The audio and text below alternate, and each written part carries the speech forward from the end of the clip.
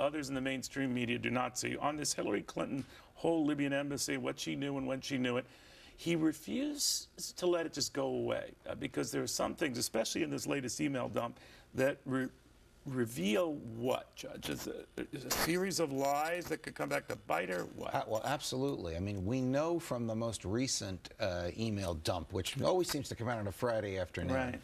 that not only was she informed by the CIA that Ambassador Stevens was killed by Al-Qaeda, and she learned that within 12 hours of his death. So she knew pushing the video Correct. was wrong. Correct. And she told her daughter in an email, Chelsea, and the then Prime Minister of Egypt in an email that Al-Qaeda had killed Ambassador Stevens. But we now know, this is what we learned Friday, that her own embassy staff, the people that work for her in Tripoli, Libya, were saying, don't push the video. The Libyans haven't seen the video. This video may be a big deal in the media in the United States. We haven't even seen it here. Chris was killed by really bad guys. He wasn't killed by demonstrators upset by a video. So she knew what the truth was. She knew her own people were rejecting the video. Fast forward 2 days now, Andrews Air Force Base, Ambassador Stevens' body and the bodies of the 3 guards are received there by her. She receives them in her capacity as their boss in the State Department. They work for her. What does she say to the families and to the military and to the diplomats gathered there? They were killed by demonstrators who watched a video about Muhammad. So she perpetuated this lie. Knowing full well it was untrue.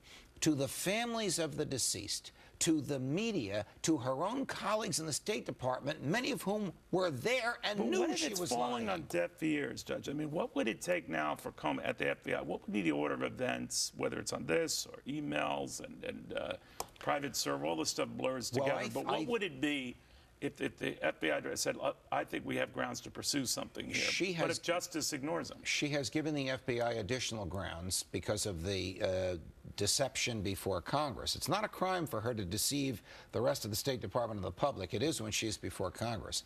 And because of her lying about whether or not she knew that weapons were getting in the hands of rebels, Al-Qaeda, who eventually killed Chris Stevens, with American weapons and American bullets. If the FBI recommends an indictment, and the West Wing of the White House puts the kibosh on it, I predict that you'll see a copy of the indictment leaked, and I predict that you'll see the evidence behind the indictment leaked, and you'll see resignations in the FBI, and the political fallout from that will be as disastrous to her presidential aspirations as if she had actually been indicted. But there would be no indictment, though.